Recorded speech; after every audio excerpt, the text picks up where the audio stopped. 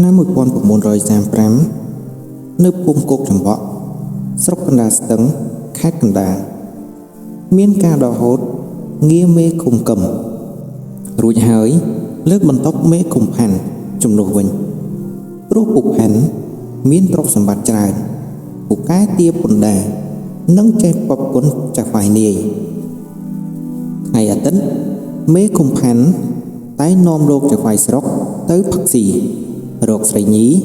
ជាពិសេសជាមួយនាងខ្វែននៅភូមិដើមក្រសាំងក្នុងពេលកែនពលករឲ្យជប៉ុនម្ដងមេឃុំផាន់បានច្រើនទាំងប្រាក់និងសគុណក្នុងរយៈពេលធ្វើការ5ឆ្នាំមេឃុំផាន់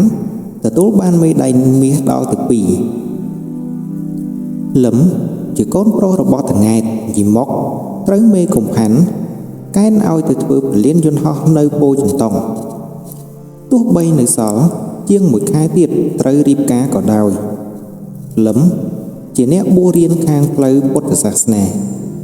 គេមានគំនិតជឿនលឿនមានជំនឿសមហេតុផលទៅលើទស្សនៈកម្មផលការយល់ដឹងការងាររាក់ជ្រៅក្នុងសង្គមលឹមបានខំដែលជាឧបាសក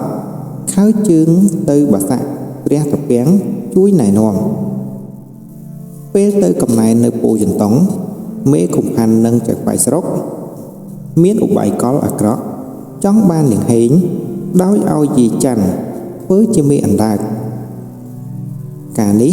មិនបានសម្រេចមេឃុំផាន់ក៏ប្រើវិធីគំរាមកំហែងថានឹងឲ្យប៉ូលីសមកចាប់នាងហេងយល់ហេតុការណ៍មិនស្រួលពូស្វាយមីងពតក៏នាំនាងហេងយកទៅលាក់ទុកនៅផ្ទះតង៉ែតយីមុកដែលជាដន្លងរបស់គាត់មិនអាចលាក់បាំងបានតង៉ែតយីមុកក៏ដាច់ចិត្តបរទេសនាំអនាគតកូនប្រសាកិច្ចទៅលក់អង្ករនៅភ្នំពេញរងចាំថ្ងៃលឹមវិលត្រឡប់មករៀបការតែម្ដងជាគ្រោះកាចពេលយន្តហោះអាមេរិកទម្លាក់គ្រាប់បែកលើមូលដ្ឋានទ័ពជប៉ុនពិសេសត្រង់ចេតិយវត្តអូណាឡៅតង៉ែតយីមុកនិងនាងហេងក៏ត្រូវស្លាប់យ៉ាងអនោចអាធមដោយគ្រាប់បែកនោះទៅពេលបញ្ចប់ការងារនៅឯពោធិ៍ចិនតុងហើយលឹមក៏វិលត្រឡប់មកភូមិកំណើតវិញពេលនោះលឹមត្រូវបាត់បង់អ្វីទាំងអស់ឪពុកម្ដាយគូសង្សារក៏ត្រូវស្លាប់ជាមួយនោះអង្គប៉ៅថាវក៏រឹបអូសដីស្រែផ្ទះសម្បែងដើម្បីកាត់សងបំណុលខ្មោចឪពុកថ្ងៃមួយបន្ទាប់ពីបានទទួលសម្បត្តិពីឧបាសកខឹមដែលគ្រូសូត្រមកយកមកប្រគល់ឲ្យលឹមក៏បានទៅជួបខឹមនៅផ្ទះនូដួងឯភ្នំពេញលឹមត្រូវមានភារកិច្ចជូននូដួង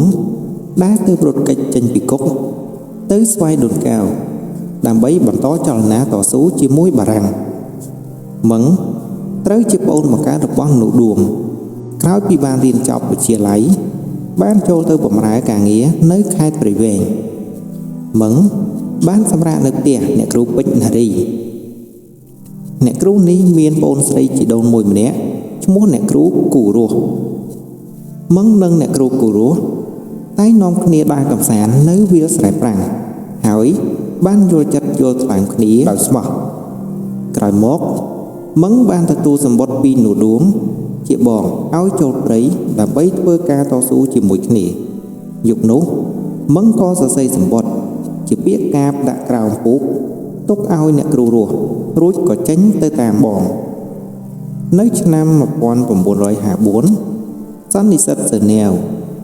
បានបង្ខំឲ្យបារាំងប្រគល់ឯករាជ្យឲ្យប្រទេសទាំង3នៅឥណ្ឌូចិនក្រោយពីបានជ័យជំនះស្រុកក៏បានឯករាជ្យលឹមត្រឡប់មកភូមិកំណើតវិញជាមួយអ្នកតស៊ូឯទៀតចំណែកមឹងពិការដៃម្ខាងក្នុងពេលតស៊ូហើយក៏សុខចិត្តរស់នៅបង្កបង្កើនផលឯស្រុកលើដំណឹងនេះបានធ្វើឲ្យអ្នកគ្រូរស់កាន់តែពេញចិត្តអ្នកទាំងពីរនៅតែរក្សាភក្ដីភាពនឹងគ្នាជានិច្ចហើយមឹងក៏បានកំណត់ពេលវេលាផ្ដាំមកអ្នកគ្រូរស់ដើម្បីទៅរៀបចំត្រនំសុភមង្គលជាមួយគ្នាទៀតផង